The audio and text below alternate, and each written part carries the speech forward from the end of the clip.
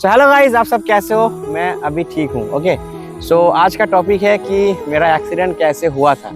सो बहुत सारा लोगों का কোয়ারিজ था, তোমাদের অনেকের প্রশ্ন ছিল যে দাদা তোমার অ্যাক্সিডেন্টটা কিভাবে হয়, আমাদেরকে বলো, একটু লং ভিডিও বানিয়ে বা বোঝাও একটু আমাদেরকে, যাতে আমরা ওই মিস্টেকটা না করি।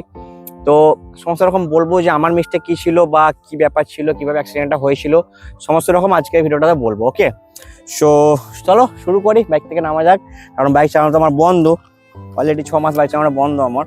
সো বাইকটা দেখতে পাচ্ছ প্রায় 80% বাগিয়ে নিয়েছি। ওকে, অ্যান্ড বাইকটা কত খরচা হলো অ্যান্ড আমার ট্রিটমেন্টে কত খরচা হয়েছে, বাইকটা ইন্স্যুরেন্সে কাভার হয়েছে না, ক্যাশে আমি বাগিয়েছি সেটা বলবো। অ্যান্ড নিউ বাইক কবে আসছে, কামব্যাক কবে থেকে হবে দাদা, এরকম অনেক রকম কোয়েশ্চেন আছে। তো অনেক রকম কোয়েশ্চেন এসছে, যার জন্য আজকে ভিডিওটা বানাচ্ছি। ওকে, তো সব থেকে প্রথম বলি যে আমার অ্যাক্সিডেন্টটা কবে হয়েছিল। ঠিক আছে, তো অ্যাক্সিডেন্টটা হয়েছিল আমার 24 তারিখ, 24/10/2025, 24শে অক্টোবর 2025। অ্যান্ড হয়েছিল মিনিমাম সন্ধ্যেবেলা 7টা থেকে 7:30 এরকম বাজবে, ওরকম টাইমে হয়েছিল অ্যাক্সিডেন্টটা। ওকে, সো অ্যাক্সিডেন্টটা হয়েছিল হচ্ছে আমরা নিধিবনে চা খেতে যাচ্ছিলাম, শুধু আজ সেদিন বলে না, আমরা কিন্তু প্রত্যেক দিন ডেইলি কিন্তু আমরা বালতি চা একবার করে খেয়ে তারপর আমরা নিধিবনে চা খেতে যেতাম।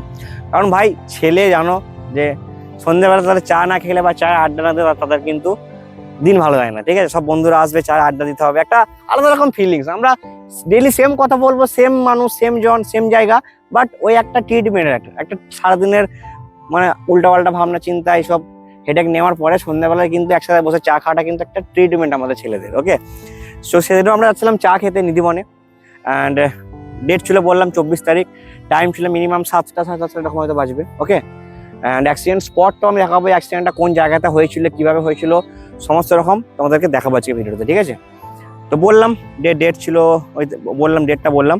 অ্যান্ড চলো এবার বলি যে আমাকে কোথায় কোথায় নিয়ে যাওয়া হয়েছিল, কিভাবে আমাকে ট্রান্সফার করা হয়েছিল। ঠিক আছে, অ্যান্ড কি কন্ডিশনে আমি ছিলাম তখন তো আমার মনেও নেই যে আমার অ্যাক্সিডেন্টটা হয়েছিল কিভাবে, সেটা অবধি আমার মনে নেই।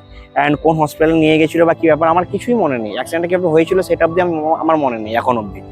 তো যেসব আমাকে বলা হয়েছে যে এই সেশন তুই ছিলি, ছবি ভিডিও দেখেছি, আমার সাথে শেয়ার করবো কিছু কিছু, তো দেখার পরে শোনার পরে আমি কিন্তু ভিডিওটা বানাচ্ছি। ওকে, সো এবার বলি যে অনেকের কোয়েশ্চেন ছিল যে দাদা এত বড় একটা অ্যাক্সিডেন্ট হয়েছিল তোমার, তো তোমার সার্জারি কোথাও হয়েছিল কিনা।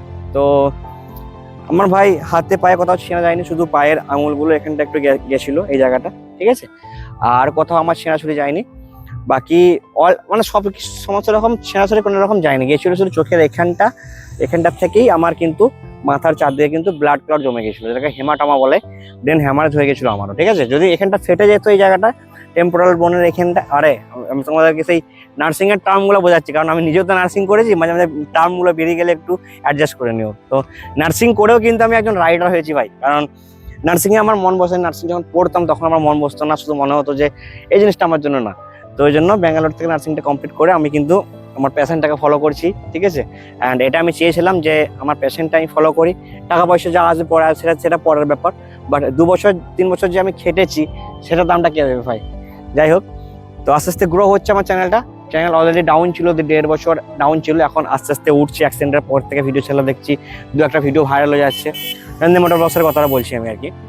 एंड ये वीडियो बंगाली हिंदी दोनों मिलकर रहेगा, क्योंकि बंगाली में भी ऑडियंस मेरा है एंड हिंदी में भी है। एंड एक और बात, बंगाली के लिए मतलब सिर्फ बंगाली व्लॉग के लिए मैं एक अलग चैनल बनाऊंगा। ओके, नंदी मोटो ब्लॉग्स बांग्ला समथिंग कुछ नाम वहाँ पे दूंगा, मैंने ऐसा सोचा है। ठीक है, अगर मैं बना लेता हूँ घर जाके तो मैं लिंक डिस्क्रिप्शन बॉक्स में दे दूंगा, आप जाके सब्सक्राइब कर देना। ओके, तो चलो अभी बात करते हैं कि जब एक्सीडेंट हुआ था तब मुझे कहाँ कहाँ ले गया था एंड मेरा कंडीशन कैसा था। तो जब मेरा एक्सीडेंट हुआ था ना, आपको यहाँ पे बैठ के बताता हूँ, क्योंकि प्रॉब्लम हो रहा है अभी भी, रिकवरी अभी तक हुआ नहीं ना मैं। तो जब मेरा एक्सीडेंट हुआ था ना, तब मुझे सबसे पहले लोकल हॉस्पिटल में ले गया था पात्रो शहर में, एंड ওখান থেকে আমাকে নিয়ে যায় বিষ্ণুপুরে। ওকে, এন্ড কোনো হসপিটাল নাম আমি এখন নিচ্ছি না, কারণ বিষ্ণুপুরে নিয়ে গেছিলো, বিষ্ণুপুরে সিটি স্ক্যান করায়, ওখানে কিন্তু বলে যে খুব তাড়াতাড়ি ট্রান্সফার করো একে। দেন ওখান থেকে আমাকে নিয়ে যায় বাঁকুড়া। ওকে, বাঁকুড়াতে বলে যে খুব ক্রিটিক্যাল অবস্থায় পেশেন্টের, এই পেশেন্টকে খুব তাড়াতাড়ি ট্রান্সফার করো, আমাদের এখানে হবে না আর বাঁকুড়ার কোথাও নিউরোর ডাক্তার নেই অ্যান্ড নিউরোর হসপিটাল নেই, তো একে খুব তাড়াতাড়ি 5 ঘন্টার মধ্যে একে ট্রান্সফার করো, বিকজ এর রাতে আর 5 ঘন্টা টাইম আছে, খুব জোর, ঠিক আছে? 5 ঘন্টা থেকে লেট করো না, কারণ খুব জোর হয়তো 5 ঘন্টা টাইম হচ্ছে পেশেন্টের কাছে। তো ওখান একটা হসপিটাল একটা অ্যাম্বুলেন্সকে জিজ্ঞেস করে যে একে কলকাতা নিয়ে যেতে হবে, তো তখন বলে একটা অ্যাম্বুলেন্স যে 5.5 ঘন্টা টাইম লাগবে তার, ওকে? তো ওই জন্য কিন্তু আমাকে সেদিনে কলকাতা ট্রান্সফার করেনি, ওই জন্য আমাকে দুর্গাপুর নিয়ে গেছিলো। তো দুর্গাপুরে প্রথম একটা হসপিটাল নিয়ে গেছিলো, জানো হসপিটালের নামগুলো, বড় বড় হসপিটালের নামগুলো। প্রথম হসপিটালকে নিয়ে যাই 3টের সময়, রাত 3টের সময়। তখন কিন্তু বলে যে পেশেন্টের খুবই ক্রিটিক্যাল অবস্থা অ্যান্ড নিউরো ডাক্তার এখন নেই, তো আমরা একে ভর্তি নিতে পারবো না অ্যান্ড আশা করি বাঁচবে না, তো আমরা রিস্ক নেব না। তারপর আমাকে নিয়ে যাই আরও একটা ফেমাস হসপিটালে দুর্গাপুরের, ওখানকে নিয়ে যাই। ওখানে কিন্তু আমাকে ভর্তি নেই, ওকে? ভর্তি নেয়, ট্রিটমেন্ট চালু করে আস্তে আস্তে আমার। তখন তার পরের দিনে মানে রাতের বেলা হয়েছিল, তো 3টে না 3:30-র সময় এরকম সময় ভর্তি হয়। তখন কিন্তু ডেট হয়ে গেছে অলরেডি 25 তারিখ। তো সেদিনে ডেট আমাকে ভর্তি নেয় ওখানে দুর্গাপুরেতে, কোনো হসপিটালের নাম আমি নিচ্ছি না। দুর্গাপুরে ভর্তি করে, দেন দুর্গাপুরে ভর্তি করার পরে ডাক্তার দেখার পর সিটি স্ক্যান করে ওখানে। তো ওখানেও কিন্তু খুব ক্রিটিক্যাল অবস্থা ছিল আমার, কিন্তু মুখে টিউব, নাকে টিউব, এখানে একটা সেন্টার লাইন করা হয়েছিল, হাতে চ্যানেল, সমস্ত রকম কিন্তু করা ছিল। আমি ছবি 2-1টা করে অ্যাড করছি বা ভিডিও অ্যাড করছি যদি থাকে, ওকে? সো তো ওখানে কিন্তু আস্তে আস্তে ডাক্তার ফ্যামিলিতে বলছিল যে আস্তে আস্তে রিকভারি করছে পেশেন্ট অ্যান্ড একে একদম নড়ানো চলবে না বা একদম পুরো রেস্টে থাকতে হবে, এরকম করে ঘরে কিন্তু বলে। 3 দিন অবধি বলে, ওকে? 4 দিনের দিনে কিন্তু ডাক্তার আমার ফ্যামিলিকে বলে যে এসব ক্ষেত্রে পেশেন্টের বাঁচার একটা ইচ্ছে থাকে, বাট এই পেশেন্টের বাঁচার কোনো ইচ্ছা নেই। পেশেন্ট মোটেই আর রিকভারি করছে না, কোঅপারেটিভ করছে না, পেশেন্টের মোটেই কোঅপারেটিভ করছে না, এরকম আমার ফ্যামিলিকে বলে। তো বুঝতে পারছো, কারো ফ্যামিলিকে যদি এভাবে বলা হয়, অ্যান্ড বাঁকুড়াতেও বলা হয়েছিল যে পেশেন্টের হাতে খুব জোর 5 ঘন্টা টাইম আছে, তো বুঝতে পারছো ফ্যামিলির কেমন অবস্থা ছিল। আমি তো তখন পুরো সেন্সলেস ছিলাম, মানে জ্ঞান আমার ফিরেনি তখনও। তো এরকম বলে ফ্যামিলি, ডাক্তার ফ্যামিলিতে বলে। তো ফ্যামিলি তো মানে আরো টেনশনে পড়ে গেছিলো, কারণ প্রথম 2 দিন বলেছে রিকভারি করছে, আস্তে আস্তে এরকম বলেছে, অ্যান্ড 4 দিনের দিনে সাডেনলি এরকম বলে। তো যার জন্য আমাকে কিন্তু তার পরের দিনই কলকাতা নিউরো সায়েন্সে ট্রান্সফার করে, যেটা হচ্ছে এশিয়ার নাম্বার 1 ব্রেনের দিক থেকে কলকাতা নিউরো সায়েন্সে কিন্তু আমাকে ট্রান্সফার করার চিন্তা ভাবনা করে। তো তার পরের দিনই কিন্তু আমাকে দুর্গাপুর থেকে ডিসচার্জ করিয়ে কিন্তু আমাকে কলকাতা নিয়ে যায় অ্যান্ড কলকাতা নিউরো সায়েন্সে কিন্তু আমাকে ট্রান্সফারটা করে, ওকে? তো কলকাতা নিউরো সায়েন্সে যখন আমাকে নিয়ে যায় তখন কিন্তু ডাক্তার বলে যে পেশেন্টের অবস্থা খুবই খারাপ, খুবই ক্রিটিক্যাল, তো এই পেশেন্টকে আমরা আশা করছি 7 দিনের মধ্যে আমরা ঠিক করে দিতে পারবো, আমার ফ্যামিলিকে বলে, আমার বাবাকে বলে। তো এরকম বলে আমার ডাক্তার আর কি নিউরো সায়েন্সে কলকাতাতে। তারপর আমার ফ্যামিলি একটু রিল্যাক্স হয় অ্যান্ড 40 ঘন্টার মতো। আর দুর্গাপুরে যতদিন ছিলাম ততদিন কিন্তু সেন্সলেস ছিলাম, জ্ঞান ফিরেনি আমার তখনও। তো বুঝতেই পারছো একটা খুবই বাজে মানে সিচুয়েশনের মধ্যে দিয়ে আমি গেছি আর কি। তো সবাইকে বলবো একটু দেখে শুনে রাইড করো অ্যান্ড চোখ কান খুলে একটু ভালো করে রাইড করো, রিস্ক বেশি নিও না, ঠিক আছে? কারণ জীবন আগে, সেফ ড্রাইভ সেভ লাইফ কথাটার মানে আমি এখন বুঝতে পারছি খুব ভালো করে। যাই হোক, নিজের কথা না ভাবো, নিজের ফ্যামিলির কথা তো ভাবো। তো আমি ভাবতাম, বাট এতটা হয়তো ভাবতাম না, কিন্তু এখন আমি এই জিনিসটা ছাড়তে পারবো না, কারণ এটা আমার প্রফেশন। এটা ছেড়ে দিলে আমার শান্তি হবে না, মানে আমি অন্য কাজ করতে পারবো না, আমার এটাতেই আমার লাইফ। তো অনেক কষ্ট করে চ্যানেলটা দাঁড় করেছি, অনেক কষ্ট করে অনেক বড় একটা অডিয়েন্স করেছি, তো এটা আমি ছেড়ে দিতে পারবো না। তো এটা কন্টিনিউ থাকবে অ্যান্ড এর সাথে সাথে আরো আদার্স জিনিস আসছে ফিউচারে বলতে এই বছরের মধ্যেই তোমরা খুব তাড়াতাড়ি আপডেট পাবে তার, ওকে? সো কলকাতা আমাকে ট্রান্সফার করার পরে কিন্তু 2 দিনের মধ্যে কিন্তু আমার জ্ঞান ফিরে অ্যান্ড টেস্ট ফেস্ট সব করে ওখানে, ইসিজি, বুকের স্ক্যান থেকে শুরু করে মাথার স্ক্যান থেকে সমস্ত রকম আমাকে হুইল চেয়ারে বসিয়ে করাতে নিয়ে যায়। ওটা দেখে আমার ফ্যামিলি অনেকটা মানে শান্তি পাই যখন দেখে যে জ্ঞান ফিরেছে, এরকম ব্যাপার।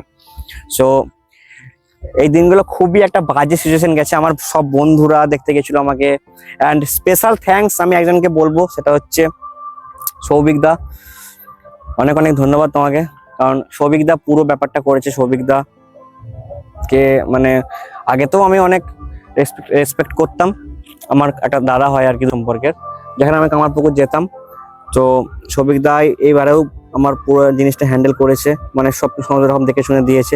বাকি অনেকজন আছে, শুধু সৌভিক দা না, বাট যে একজন মেন মানে যে সব রকম করে দেয় আর কি, তার নামটা আমি নিলাম, কারণ সবার নাম নেওয়া তো পসিবল না। বাকি অনেকজন আসে আমাকে যেদিনে দুর্গাপুর থেকে ট্রান্সফার করে কলকাতাতে, সেখানে আমার একটা বন্ধু মানে আমাদের গ্রামেরই শানু বলে, ও আমাকে নিয়ে, ও ছিল আর কি অ্যাম্বুলেন্সের মধ্যে, আমাকে দেখেছিল নিয়ে যাওয়ার জন্য। একটা টেকনিশিয়ান ছিল, আরও সবাই ছিল, অ্যান্ড অন্তর্শ্রী ছিল একটা দিদি, আরামবাগের বাড়ি। তো এরকম অনেকজন ছিল, নাম আমি সবার কাছে নিচ্ছি না। সবাইকে অনেক অনেক ধন্যবাদ আমার তরফ থেকে, মানে অনেকজন ছিল আমার পাশে, ঠিক আছে। অ্যান্ড যখন আমি ফোন পাই তখন তো দেখি এত মেসেজ, এত ডিএম, আমি তো ভাবতেই পারিনি। আর আমার ফোন থেকে যতগুলো স্ট্যাটাস দিয়েছিল, আমার বাবা অনেকজন ফোন করছিল আমার ফোনে, সো আমার বাবা আমার মেয়েকে দিয়ে অন্যরকম মানে 2-1টা স্টোরি মনে হয় দেওয়া করিয়েছিল ইনস্টাগ্রামে বা হোয়াটসঅ্যাপেতে। সো ওটা আমি দিইনি ভাই, অ্যান্ড আমার বোন একটা দিয়েছিল মামা বাড়ির। তো এই হচ্ছে ব্যাপার, অ্যাক্সিডেন্টটা এইভাবে হয়েছিল। অ্যান্ড কোন জায়গায় হয়েছিল আমাকে দেখাচ্ছি। অ্যান্ড মেন হচ্ছে যে তোমার অ্যাক্সিডেন্টে কত টাকা খরচা হয়েছে। সবাই বাইকে খরচার আগে বলে দিই। সো বাইকটা ঠিক করতে বললাম যে এক একটা ডিস্ক প্লেট 6500 টাকা করে নিয়েছে। অ্যান্ড রিমগুলো তো ব্ল্যাক ছিল, রিমগুলো অরেঞ্জ পেন্ট করেছি, শুধু পেন্টে নিয়েছে 3500 টাকা। ওই দিকের ইনার টিউবটা ফেটে গেছিলো, এটার দামই 4000 টাকা শুধু। হ্যান্ডেল চেঞ্জ আছে, হ্যান্ডেল দাম 1200 টাকা। এগুলো এটা লিভার চেঞ্জ আছে দুদিকের। দেন এই দুটো প্যানেল চেঞ্জ আছে, ওকে। অ্যান্ড সামনের রিমটা পেন্ট করে নিয়ে আসার পরে বললো যে বেন্ড হয়ে গেছে, তো রিমটা আবার সোজা করার জন্য পাঠানো হয় আর কি। তো রিমটা আবার সোজা করে নিয়ে আসা হয়। দেন সব থেকে মেন প্রবলেম চলে এসছে যে চেচিসটা কিন্তু বেন্ড হয়ে গেছে, মানে ট্যাঙ্কের তলা চেচিসটা কিন্তু 3 আঙুলের মতো উপর দিকে উঠে গেছে। মানে হিট করার পরে গাড়িটা যখন হিট করে না, তখন এই ট্যাঙ্কের নিচের চেচিসটা কিন্তু 3 আঙুল উপর দিয়ে কিন্তু উঠে গেছে, যার জন্য কিন্তু হ্যান্ডেল একটু টাল লাগছে, ওকে। সো চেচিসটা কিন্তু পুরোটাই চেঞ্জ করতে হবে। তো এখন অনেক কিছু রিকভারি করতে বাকি আছে বাইকটার আর আমারটার বলছি। সামনের হেডলাইটটা হালকা ফেটে গেছে, এগুলো এখন চেঞ্জ করিনি, আস্তে আস্তে চেঞ্জ করবো, ওকে। অ্যান্ড আমার কত টাকা ট্রিটমেন্টে খরচা হয়েছে এটা, অ্যান্ড হ্যাঁ, ইন্স্যুরেন্স কিন্তু হয়নি, কারণ ইন্স্যুরেন্স 2 বছর আমার ডিসেম্বরে 2 বছর আমার গাড়িটা কমপ্লিট হয়ে গেছিলো। ডিসেম্বরে এক্সপায়ার হয়েছে, গাড়িটা আমার ঘরেই ছিল তখন, পাঠানো হয়নি শোরুমে। হয়তো পাঠিয়ে দিলে ঠিক হয়ে যেত, বাট কই না, মানুষটা তো ফিরে এসছে, আমি ফিরে এসছি, এটাই অনেক ব্যাপার। বাইকটা না আমি পয়সাতে বাগিয়ে নেবো, কোনো ব্যাপার না। অ্যান্ড আমার কত টাকা ট্রিটমেন্টে খরচা হয়েছে, আমারও কোনো ইয়ে থাকেনি, মানে কোনো হেলথ ইন্স্যুরেন্স থাকেনি, তো পুরোটাই কিন্তু বাড়ি থেকে গেছে। অ্যান্ড অনেক টাকা ভাই খরচা হয়ে গেছে, আমি অ্যামাউন্ট বলছি না। তবে হ্যাঁ, যে টাকাটা খরচা হয়েছে, নতুন জিনসও আরামসে হয়ে যেত, ওর থেকে বেশি খরচা হয়েছে, বাট নতুন জিন হ্যান্ডেল আরামসে ভাই আমি কিনে নিতে পারতাম। অ্যান্ড 2026-এ ভাই আমার সুপার বাইক কেনার কথা ছিল, বাট উপরওয়ালা হয়তো আরো বড় কিছু আমাকে দেবে, আরো বড় কিছু প্ল্যান হয়তো আমার জন্য করে রেখেছে, পরে হয়তো আমি অ্যাচিভ করবো কোনো না কোনো ভাবে। সো এই ছিল ব্যাপার। অ্যান্ড সার্জারি ভাই আমার কথা হয়নি, অনেকে জিজ্ঞেস করেছো আমাকে যে ভাই দাদা তোমার সার্জারি কথা হয়েছে। তো সার্জারি কথাও হয়নি আমার, পুরোটাই মেডিসিনের মাধ্যমে আমার ব্লাড ক্লটগুলোকে ক্লিয়ার করা হয়েছে, ওকে। অ্যান্ড এখন প্রবলেম আছে বলছি, আমি চোখে একটু ঝাপসা দেখছি, মানে একটু ব্লার দেখছি, ওকে। এটা একটা মেন প্রবলেম। অ্যান্ড আইসিইউতে যখন আমাকে রেখেছিল দুর্গাপুরেতে, তখন কিন্তু নিউমোনিয়া হয়ে যায় আমার। তো নিউমোনিয়া হয়ে যাওয়ার জন্য মাঝে মাঝে শ্বাসকষ্ট হয় এখন, এগুলোই, ঠিক আছে। তো তাই যে এতক্ষণ ধরে বকছি, আমার কিন্তু অল্প অল্প শ্বাসকষ্ট এখনই হচ্ছে, তো বেশি কথা আমি এখন বলি না, খুব অল্প কথা বলি, আস্তে আস্তে কথা বলি। তো ভিডিওর জন্য একটু জোর জোর করে বলছি। তো এখনো রিকভারি পুরোপুরি হয়নি, বাট আমি গাড়ি তো চালানো এখন বন্ধ, বাট আমি একদিন গাড়ি চালিয়েছিলাম, ওই যেদিনে আকিবের কাছে ডিস্ক প্লেটগুলো লাগালাম সেই দিনে, আর একদিন প্রেম কোনার ভিডিও করতে গেছিল। আর একটা জিনিস দেখা, প্রেম কোন অনেক কর, আরো একটা জিনিস দেখায় যে অ্যাক্সিডেন্টটা আমার কিভাবে হয়েছিল। সো এই হচ্ছে সেই মানুষটা ভাই সবাই অ্যাক্সিডেন্ট করে কেমন লাগলো বল, বল কিছু বল। কি বলবো, কিছু বলার নাই। সেদিনের কিছু মুহূর্ত বল যে কিভাবে অ্যাক্সিডেন্টটা হয়েছিল বা কি ব্যাপার। তো আমরা যাচ্ছিলাম নর্মালি যেভাবে চা খেতে যাই, তো ছোট টার্নিং জায়গার মধ্যে, ওটা ওখানে যে বলবি না, আমি কারণ মাইকটা দেবো একটু মুখের কাছে যে নে। আর তোর কিছু হয়েছিল না না আমার সেরকম কিছু হয় না, আমার নাক পেটে গেছিল, তো এদিকে সেরকম কিছু নয়, আমার কিছু হয়নি। তো আমার ভাই ফিরে এসছে, আমি এতেই খুশি, আর কিছু আমার চাই না। তো ভাই ফিরে তো আসতে হতো, কারণ উপরওয়ালা হয়তো আরো বড় বা আরো এগিয়ে যাওয়ার জন্য আমার হয়তো কিসমতে আরো বড় কিছু লিখে রেখেছে, মানে আরো বড় আমাকে হতে হবে। আমাকে মানে সেকেন্ড একটা চান্স দিয়েছে ভাই, তো এটা বিশাল একটা ব্যাপার। সেকেন্ড চান্স পেয়েছি, সেকেন্ড একটা অপরচুনিটি পেয়েছি, তো আরও বড় কিছু করে দেখাবো। এটা আমার ইচ্ছে, আমার ফ্যামিলির ইচ্ছে, অ্যান্ড তোমাদের সবাইকার ইচ্ছে আমি খুব ভালো করে জানি। সো আরও বড় হবো, চাপ নেই, ঠিক আছে? তো চলো এবার অ্যাক্সিডেন্ট কোন জায়গাতে হয়েছিল সেখানকে তোমাদের নিয়ে যায়, অ্যান্ড বাইকটা আরেকবার দেখিয়ে দিচ্ছি তোমাদেরকে। সো এই হচ্ছে বাইকের লুকিং। সো ডিস্ক প্লেটগুলো ভাই লাগানোর জন্য কিন্তু আরও বাইক লুকিং মানে সুন্দর হয়েছে। অ্যান্ড আরেকবার ধর একবার। অ্যান্ড আর একটা জিনিস বলা হলো না যে কত টাকা বাইকের খরচা হয়েছে। সো বাইকের এখনো অবধি কিন্তু 42,000 টাকা খরচা অলরেডি হয়ে গেছে, ঠিক আছে? 42,000 টাকা অলরেডি খরচা হয়ে গেছে। এখনো চেচিস চেঞ্জ করতে হবে, সামনের হেডলাইটটা ফেটে গেছে ওটা চেঞ্জ করতে হবে, অ্যান্ড আন্ডারব্রেটা ঘষে গেছে ওটা চেঞ্জ করতে হবে, রিমটা আবার পেন্ট করাতে হবে, অনেক রকম ব্যাপার আছে আর কি। তুমি ভাবো না 42,000 টাকা খরচা অলরেডি হয়ে গেছে। অ্যান্ড বললাম যে নিউ রোড মানে মাথার কিছু হলে আশা করি তোমরা জানো যে ট্রিটমেন্টে বহু টাকা চলে যায়। সো খরচা বললাম যে নতুন নতুন জিনা 100 কিনতে গেলে হয়তো এত টাকা লাগতো না, তো অনেক টাকা খরচা হয়ে গেছে ভাই। তো হয়তো নতুন বাইক এবছরে নিতে আর পারবো না, অ্যান্ড নতুন বাইক নেওয়ার ইচ্ছে এখন নেই, কেননা আমি একটা নতুন জিনিস শুরু করতে চলেছি। সেটা কি তোমাদেরকে 3 মাসের মধ্যে তোমরা জানতে পারবে, ঠিক আছে? সো এই একটা ব্যাপার, কেন বাইক নিচ্ছি না তোমরা বুঝতে পারবে। অ্যান্ড নতুন একটা জিনিস শুরু করতে চলেছি, তো দেখা যাক কেমন কি হয়। বাইক নেবো, পরে বাইক নেবো, আপাতত এই বাইকটা আমি ওই জন্যই সারালাম। তো দেখা যাক এবছরও বাইক নিতে পারি আমি, দেখি কি করা যায়, কেমন কি ব্যাপার চলে, কেমন কি আমি নিজে কেমন রিকভারি হয়ে আগে দেখি। এখন অনেকটা রিকভারি হয়ে গেছি, আগের থেকে অনেকটাই ভালো আছি। প্রবলেম কি কি এখন হচ্ছে তোমাদেরকে বললাম সবই। সো চলো এবার অ্যাক্সিডেন্টটা কোন জায়গায় হয়েছিল সেটা তোমাদেরকে দেখাই, ওকে? চলো। সো অ্যাক্সিডেন্টটা হয়েছিল ঠিক আমার এই জায়গাটাতে, ঠিক আছে? আমরা আসছিলাম নিধিবন, আমরা ওই দিক থেকে আসছিলাম, ওকে? ওই জায়গাটা দেখাচ্ছি। অ্যান্ড এই দিকে হচ্ছে নিধিবন যাওয়ার রাস্তা, দেখা ভাই ক্যামেরাটা দেখা, এই দেখা, এটা হচ্ছে নিধিবন যাওয়ার রাস্তা, ঠিক আছে? সো এটা পেরিয়ে কিন্তু সামনে বাঁ দিকে পড়ছে ফরেস্ট অফিস, তারপরে ডান দিকে যে একটা স্কুল পড়বে, তারপরে কিন্তু বীরসিং গ্রামটা ঢুকছে, ঠিক আছে? সো অ্যাক্সিডেন্টটা হয়েছিল আমার এই জায়গাতে। অ্যান্ড ওই জায়গাটায় ভাই একটু যেতে হবে, একবার হেঁটে হেঁটে একটু আমি বলছি। অ্যান্ড সব থেকে মেন জিনিস দেখো, এখানে একটা বাঁ দিকে গর্ত টাইপের আছে, দেখতে পাচ্ছ এখানে, মানে একটু রাস্তাটা খারাপ আছে বাঁ দিকটা। তো সবাই কিন্তু যখন যারা এই দিক থেকে যায় আর কি, এই জায়গা থেকে এই দিক থেকে যারা যায় তারা কিন্তু এই দিকে না যে সবাই কিন্তু এই দিকে যে দেন কিন্তু তাদের সাইডে এসে এভাবে যায়, মানে এইভাবে এসে তারা কিন্তু এভাবে যায়। একটা বাইক আসছে দেখো, এই বাইকটা তো এই সাইড থেকে আসছে, তো প্রবলেম হবে না। সো এরাও হাত দেখাচ্ছে, জানে না কি ভিডিও করছে তাও। সো দেখো আমরা আসছিলাম এই দিক থেকে, ঠিক আছে? রাতের বেলায় ছিল আমার ফগ ল্যাম্প লাগানো ছিল। সো এই দেখো সোজা রাস্তা একদম, তো আমরা কিন্তু এখান থেকে আসছিলাম, ওকে? আমি সামনে ছিলাম একদম। সো আসছিলাম একটু জোরে আসলাম, মোটামুটি 80 থেকে 90 এরকম স্পিড ছিল। আর কেটিএমে ভাই তোমরা জানো 80 থেকে 90 স্পিড কিছুই না, আর সোজা রাস্তা, ফাঁকা রাস্তা ছিল। অ্যান্ড এই দেখো রাস্তার উপরে দেখো একটু সামান্য কাকর টাইপের পড়ে আছে, ওই জন্য ব্রেকটা অত ভালো কাজ করেনি। সো বাঁক ঘোরার সময় আমরা কিন্তু নর্মাল এইদিকে আসছি, আমি আমার সাইডেই ছিলাম, ওকে? যেটুকু আমাকে প্রেম কুমার বলেছে, কারণ প্রেম কুমার তো ছিল পেছনে। তো এভাবে আমি মানে একটু বাঁক, বিশাল কিছু বাঁক কিন্তু না, এটা নর্মাল বাঁক ছিলাম। আর কর্নারিংয়ে ভাই আমি পুরো কর্নারিংয়ে শুয়ে দিতাম নর্মাল ভালো রাস্তা হলে। তো এইদিকে যাচ্ছিলাম, তো আমি এই বাঁকটা এইভাবে ঘুরেছি, এই জায়গাটা আমি বাঁকটা ঘুরেছি, ঠিক আছে? সোজা এসে এইভাবে বাঁকটা ঘুরেছি, দেন দেখছি ওই দিক থেকে যে বাইকটা আসছিল হান্টার 350, মানে যার সাথে যে বাইকটার সাথে আমার অ্যাক্সিডেন্ট হয় আর কি, ওই ভাই তোর পেছনে কতটা দেখা আল্ট্রা ওয়াইড করে, হ্যাঁ। তো সবাই কিন্তু এই সাইড থেকে হয়ে আসে, দেখো টোটোগুলো আসছে, তোমরা দেখতে পাবে টোটোগুলো কোন দিকে আসে তোমরা দেখতে পাবে, ঠিক আছে? এই ভাই এদিকে পারলে এদিকে বললে দাদা গাড়িটা আসছে, তো তোমরা দেখতে পাবে টোটোগুলো কোন দিকে আসে, তোমরা নিজেরা দেখতে পাবে, ঠিক আছে? এদিকে তো থাকো, এদিকে গর্ত আছে, তো সবাই কিন্তু ওই দিক দিকে হয়ে কিন্তু এই দিক দিকে আসে, ঠিক আছে? তোমরা দেখতে পাচ্ছ টোটোগুলো কোন দিকে আসছে, তোমরা কিন্তু নিজেরাই একটা লাইভ প্রুফ তোমরা দেখতে পেলে যে সবাই কোন দিকে যায়, যারা ওই দিক থেকে আসে, যারা সবাই কিন্তু ওই সাইড হয়ে কিন্তু এই দিকে যায়, ঠিক আছে? আর আমার বাইকটা সাথে স্পিড ছিল একটু বেশি, তো জোর এসে আমি বাঁকটা ঘুরছি, মানে মোটামুটি 80 থেকে 85 এরকম স্পিড মিনিমাম ছিল, আমি জানি খুব ভালো করে, ঠিক আছে?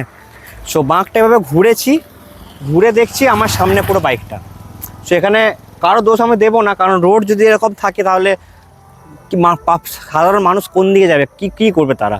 তো কারো দোষ আমি দিচ্ছি না যে তাদের দোষ ছিল বা আমার দোষ ছিল, ঠিক আছে? কারণ অ্যাক্সিডেন্ট জানো যে কারো না কারো ভুলেতেই হয়, ঠিক আছে? এখানে যদি একটা সিসিটিভি থাকতো আমি সিসিটিভি ফুটেজটা অ্যাড করতাম, বাট এখন কি বলবো, অনেক কিছু রটিয়েছিল উল্টোপাল্টা, নাকি প্রেম কুমার? অনেক কিছুই রটিয়েছিল উল্টোপাল্টা, কে বল রা? बोल बोल।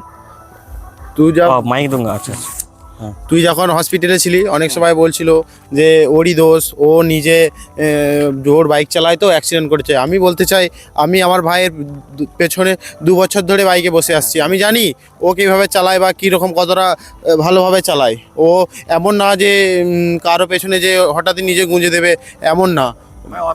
অত কাঁচা ড্রাইভার, হ্যাঁ, অত সেটা আমিও খুব ভালো করেই জানি। আর যারা যারা আমার সাথে যায় বা বসে তারাও খুব ভালো করেই জানে এটা ধর যে অত কাঁচা ড্রাইভার আমি নই।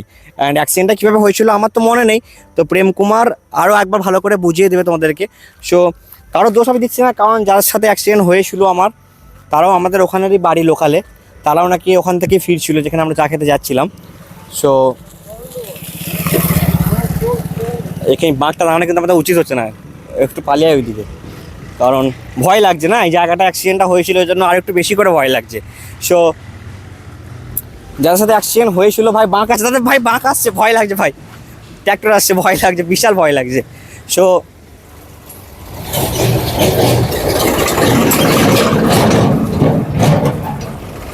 বাপ রে ভাই, এই টার্নিং এমনি এখন কর্নারিং বাঁকতে টার্নিং বাঁকতে এমনি বিশাল ভয় লাগছে। সো অ্যাক্সিডেন্ট যাদের সাথে হয়েছিল সেই দাদার সাথেও আমার দেখা হয়েছে আমাদের লোকাল বালসিতে, সে দাদাকেও আমি জিজ্ঞেস করলাম কেমন আছো, সেও আমাকে বললো কেমন আছো। সো জানি আমি সেদিনও জিজ্ঞেস করলাম যে কী কীভাবে হয়েছিল। সো দাদাও বললো তোর বাইকটা সে অনেক বেশি স্পিড ছিল, কারণ তাদের বাইকের লাইটটা এতই কম ছিল যে ওই সাইড থেকে বোঝাও যাচ্ছিলো না যে কোনো গাড়ি আসছিলো বলে। সো কারোর দোষ আমি এখানে দিচ্ছি না, ঠিক আছে, কারণ এক পক্ষে দোষ হয় না সব সময়, ঠিক আছে। আমারও দোষ ছিল কি যে আমি ওই দিক থেকে একটু জোরেই আসছিলাম আর আমি টার্নিংটা একটু জোরে ঘুরছিলাম, ওটা আমার সব থেকে বড়ো ভুল অ্যান্ড সব থেকে বড়ো দোষ। কারণ আমার এই দিকটা ব্লকেজ দেখা, এখান থেকে দেখা এই দিকটা পুরো ব্লকেজ, মানে এই দিক থেকে গেলে ওই দিক থেকে যদি কেউ আসে তাহলে কিন্তু বুঝতে পারবে না যে কেউ আসছে বলে, ঠিক আছে। তো ওটা আমার একটা সব থেকে বড়ো ভুল ছিল যে অত স্পিডেতে টার্নিংটা বাঁকা আমার উচিত হয়নি, কারণ যদি আস্তে আস্তে আসতাম তাহলে হয়তো দেখো লাইভ দেখো একটা বাইক ওই দিক থেকে আসছিলো বলে কিন্তু ওই বাইকটা কিন্তু ডবাটার দিকে নামলো, এই বাইকটা কিন্তু ওই দিকে ওই ডবাটার দিকে যাবে না, দেখো সবাই এই দিকে সাইড করেই কিন্তু যাবে, ঠিক আছে। দেখো এই যে দুটো বাইক, এই যে একটা বাইক এলো, ওই যদি একবার দাঁড়াও আমি ভিডিওটা বানিয়ে নিই। তো দেখতেই পেলে লাইভ দেখতে পেলে যে যারা যারা এই দিক থেকে যাচ্ছে সবাই কিন্তু এই সাইড হয়ে যাচ্ছে। সো অ্যাক্সিডেন্টটা হয়েছিল এইভাবেতেই, ঠিক আছে। তো মিসআন্ডারস্ট্যান্ডিং অ্যান্ড আমারও ভুল ছিল, কারণ আমি একটু স্পিডে ছিলাম, একটু না মানে 80-85 মিনিমাম স্পিড ছিল। তো এই স্পিডেতে ব্রেক ধরলে এমনি রাস্তার উপরে এরকম ডেড পার্টিকেলস পড়ে আছে, তো কী করে ব্রেক ধরবে সব জায়গাতে। আর কেটিএমের ব্রেক না হলে এমনিই খুব ভালো রাস্তায় হলে হয়তো আমি দাঁড় করিয়েও দিতাম, বাট ওই যে বললাম যে ওই দিক থেকে আসছিলাম একটু জোরে, ওটাই আমার সব থেকে বড়ো ভুল অ্যান্ড আমারও দোষ ছিল, কারণ ওই দিক থেকে আমিও একটু জোরে আসছিলাম, আমি এই দিক থেকে কে আসছে আমি দেখতে পাইনি, ওটা সব থেকে বড়ো আমার ভুল। এত স্পিডে আমার বাঁকটা মাখা উচিত হয়নি। সো এরপর থেকে এই ভুলগুলো আর হবে না, কারণ মানুষ তো শিখে না, অ্যান্ড সেকেন্ড চান্স পেয়েছি ভাই, মরতে মরতে বেঁচে ফিরে এসেছি। তো এই ভুলটা আর হবে না, আমি খুব ভালো করেই জানি। তো অনেক কথা বলেছি এরপরও, অ্যান্ড যখন আমি হসপিটালে ভর্তি ছিলাম এমনকি আমাদের লোকালে বাকি বাইরেতেও এসব রটিয়েছে যে নন্দী মোটর ব্লগস মারা গেছে বা নন্দী মোটর ব্লগস আর বাঁচবে না, ডাক্তারই তো আমার ফ্যামিলিকে বলে, তো এরকম তো রটবেই। বাকি অনেক উল্টোপাল্টা কথা রটে, যে এটাও নাকি রটেছে যে দাঁড়িয়েছিল আমরা নাকি যে মেরে দিয়েছি। আমি শুনেছিস তো এটা ফল এটা শুনেছিস তো যে শুনেছি, এটাই বলছিল যে ও দাঁড়িয়ে ছিল আমি নাকি যে মেরে দিয়েছি। ভাই অত কাঁচা ড্রাইভার আমি নই যে কেউ দাঁড়িয়ে থাকবে আমি তাকে যে মেরে দেবো, এত কাঁচা ড্রাইভার আমি নই ভাই, ঠিক আছে। মানে কি বলবো তোমাদেরকে, বলার মানে পুরো ওই জন্য আমি জায়গাটা দেখালাম যে কোন জায়গায় অ্যাক্সিডেন্টটা হয়েছিল, তোমাদেরকে লাইভও দেখালাম যে একটা গাড়ি যখন ওই দিক থেকে আসে তখন কীভাবে গাড়িগুলো সাইড হয় পাস হয় সেটাও তোমাদেরকে দেখালাম। সো সেভ রাইড করো ভাই, কর্নারিংয়ে একটু আসতে যদি তোমরা ক্লিয়ার দেখতে না পাও ওই দিক থেকে, দেন তোমরা একটু দেখে শুনে টার্নিংগুলো একটু নিও, ওকে। সো এগুলোই বলার ছিল আমার, দেখে সবাই রাইড করো একটু। আমারও ভুল হয়েছে, কারণ আমি ওই দিক থেকে স্পিডে আসছিলাম, ওটা আমার ভুল ছিল, ঠিক আছে। অ্যান্ড বললাম রাস্তার যদি এরকম অবস্থা হয় সাধারণ পাবলিক কী আর করবে, কোন দিকে যাবে? ডবার ওপর দিয়ে তো থরি না, গর্তের উপর দিয়ে থরি না যাবে। আমি যদি এই দিকে যাই আমি থরি না ওই দিকটার দিকে যাবো, আমিও তো ভালো দিকটার দিকেই যাবো, এটা স্বাভাবিক না। কেউ তো তার গচ্ছার দিকে বা গর্তের দিকে তাদের বাইকটা নিয়ে যাবে না, এটা নর্মাল ব্যাপার। আর ওই দিক থেকে স্পিডে আসছিলাম আমি, ওটা আমার ভুল, কী আর করবো, মানে শিখলাম আর কি, অনেক শিক্ষাটা হলো আমার।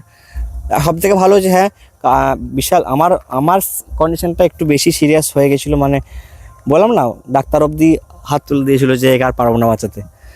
বাকি প্রেম কুমারের কিছু হয়নি, যাদের সাথে অ্যাক্সিডেন্ট হয়েছিল তাদের পাটা ফ্র্যাকচার সামথিং হয়েছে, পাটা একটু হাতটা ফ্র্যাকচার হয়েছে, এগুলোই হয়েছে। বাকি তাদের ব্রেনে কিছু লাগেনি, সব থেকে ভালো উপরওয়ালা আছে। তো ব্রেনে আর কারো কিছু লাগেনি, শুধু আমারই লেগেছিলো অ্যান্ড খুব বাজেভাবে লেগে গিয়েছিলো আমার। তো জানি না এখনও কবে রিকভারি করতে পারবো ভালোভাবে দেখতে কবে পাবো, শ্বাসকষ্ট কবে থেকে বন্ধ হবে। অ্যান্ড এই জায়গাগুলো একটু পেন আছে, নার্ভের এই জায়গাগুলো একটু পেন আছে, পুরো এই জায়গাটা, এগুলো এখনও রিকভারিতে টাইম লাগে বলছে 6 মাস মিনিমাম। তো এমনি 6 মাস গাড়ি চালানো আমার এখন বন্ধ। তো ধীরে ধীরে চাপছি গাড়িটাতে, ছবি টবি তুলছি, একটু একটু করে চালাচ্ছি, ওগুলোই এখন টুকটাক। ঠিক আছে, তো রাইডে গেলেও কিন্তু প্রেম কুমারী আমাকে নিয়ে যাবে, পেছনে বসে আমি যাব, ব্যাস কিছু করার নেই। রিকভারি হবো আস্তে আস্তে অ্যান্ড কামব্যাক খুব তাড়াতাড়ি করবো। অ্যান্ড কামব্যাক 3 মাসের মধ্যে কিন্তু ধামাকাদার একটা জিনিস আমি করতে চলেছি। ঠিক আছে, তো তোমরা একটু ওয়েট করো, তোমাদের সবার কিন্তু অনেক অনেক ভালো লাগবে, আমি জানি, এটা আমি খুব ভালো করেই জানি। ঠিক আছে, তো নতুন কি বাইক নেব না নতুন কি শুরুয়াত করবো আরও অন্য কিছুভাবে, সেটা তোমরা দেখতে পাবে নেক্সট 3 মাসের মধ্যে। ওকে, সো इंट्रोटा दिया है नहीं। Hey guys, welcome back to my channel. आप देख रहे हैं मोटर ब्लॉग्स और मैं आपके साथ कौशिक। चलो आज का वीडियो शुरू कर दे एकदम धमाके से। इंट्रो दे रहा हूँ एकदम एंड में, बट कोई ना, भूल गया था। ओके, सो यही था आज की इस वीडियो में। ओके, सो आई होप पूरा आप समझ गए हो। এগুলো বাদেও যদি আরও কোনো কোয়েশ্চেন তোমাদের মধ্যে থাকে, নিচে কমেন্ট বক্স খোলা আছে, কমেন্ট করো। ঠিক আছে, আমি সবার কমেন্টে রিপ্লাই করে দেবো।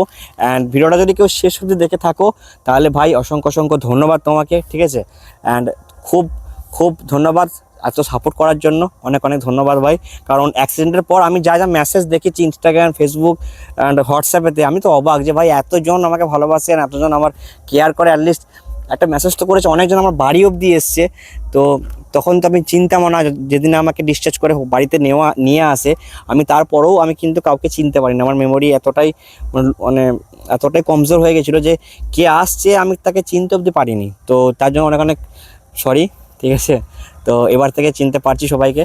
অ্যান্ড যারা এসেছিলো আমার বাড়ি, তার সাথে কথা হয়েছে আমার। তো থ্যাংক ইউ আমার বাড়ি আসার জন্য, আমাকে এত সাপোর্ট করার জন্য, এত মেসেজ করার জন্য অনেক ধন্যবাদ। ঠিক আছে, তো এই ছিল আজকের ভিডিওতে। আশা করি ভিডিওটা খুবই তোমাদের ভালো লেগেছে। অ্যান্ড যদি ভিডিওটা ভালো লাগে তাহলে একটা লাইক করবে অ্যান্ড শেয়ার করে দিও যদি কাউকে দেখাতে চাও আরও। অ্যান্ড কেউ যদি আমার মতো রাইড করে তাকে সাবধান করার জন্য ভিডিওটা পাঠাতে পারো। ঠিক আছে, অ্যান্ড সেফ ড্রাইভ করো, কর্নারিংয়ে একটু দেখে শুনে কর্নারিং করো। অ্যান্ড যদি এরকম ব্লক থাকে সামনে থেকে তাহলেও কিন্তু দেখে শুনে তোমরা কিন্তু কর্নারিং করবে। ঠিক আছে, দেখো সবাই কিন্তু এই দিকে হয়ে ওই দিকে যাচ্ছে, তোমরা লাইভ দেখতে পাচ্ছ একদম। ওই জন্য আমি এই জায়গাটাকে এলাম, কারণ মুখে বললে হয়তো বিশ্বাস করবে না। তো ওই জন্য আমি লাইভ দেখাচ্ছি যে এই দিকে গর্ত থাকলে, বললাম না, যদি এই দিকে একটা রোড যদি এরকম গর্ত থাকে, গভর্নমেন্টই কত বাগাবে, আর সাধারণ মানুষ তো গর্তের ওপর দিয়ে যাবে না, তাই না? এটা তো স্বাভাবিক ব্যাপার একটা। আর তুমি ভাবো যদি এই দিক থেকে সবাই ক্রস করে, আমি যদি ওই দিক থেকে স্পিডে আসি, আমি কোন দিকে গাড়িটা নিয়ে যাবো? বাট বললাম না, গাড়িটা স্পিড ছিল আমার বেশি, ওই জন্য দুর্ঘটনাটা অনেক বেশি পরিমাণে হয়ে গেছে। বাট কিছু কই না, গাড়িটাও চলে এসছে, আমিও বেঁচে গেছি। অনেক কপাল করে এরকম কপাল খুব কম জনেরই থাকে। ভগবান সেকেন্ড চান্স একটা দিয়েছে, সেকেন্ড অপরচুনিটি একটা দিয়েছে নতুন কিছু করার জন্য। সো আশা করি আরও ভালো কিছু করবো, আরও বড় কিছু করব। সো আরও এগিয়ে যাব। ঠিক আছে, এখন তো চ্যানেলে সাবস্ক্রাইবার 4,88,000 সামথিং কিছু আছে। সাবস্ক্রাইবার তো মাইনাস হয়ে যাচ্ছিলো, 4,91,000 থেকে 4,88,000 হয়ে গেছে কমে।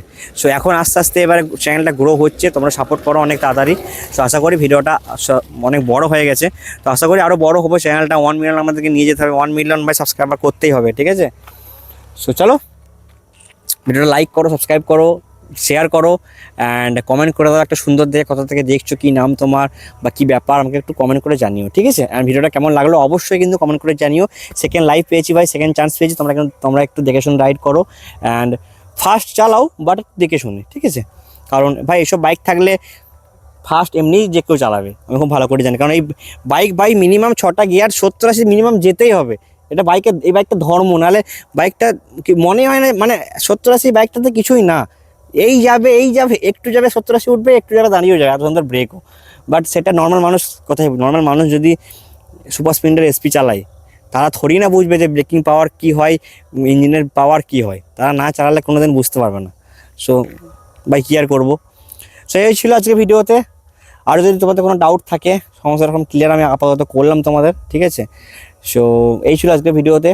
সো দেখা হচ্ছে পরের ভিডিওতে। দেখা যাক মোটর ব্লগ কবে থেকে শুরু করি। একটা মোটর ব্লগ আমি নিয়ে আসবো ভাবছি। অ্যান্ড হ্যাঁ, নন্দী মোটর ব্লগস বাংলা অবশ্যই নিচে আমি লিঙ্ক দিচ্ছি ডিসক্রিপশন অ্যান্ড কমেন্টে, যে সাবস্ক্রাইব করো, ঠিক আছে। অ্যান্ড কোথা থেকে দেখছো বা তোমার নাম কি আমাকে কিন্তু অবশ্যই জানিও। অ্যান্ড অবশ্যই কিন্তু ওই চ্যানেলে কিন্তু পুরোপুরি বেঙ্গলিতে ভিডিও আসবে, অ্যান্ড নন্দী মোটর ব্লগসে কিন্তু হিন্দিতে আমি কন্টেন্ট ছাড়বো। ওকে, সো দেখা হচ্ছে পরের ভিডিওতে। এখন টাটা, বাই বাই।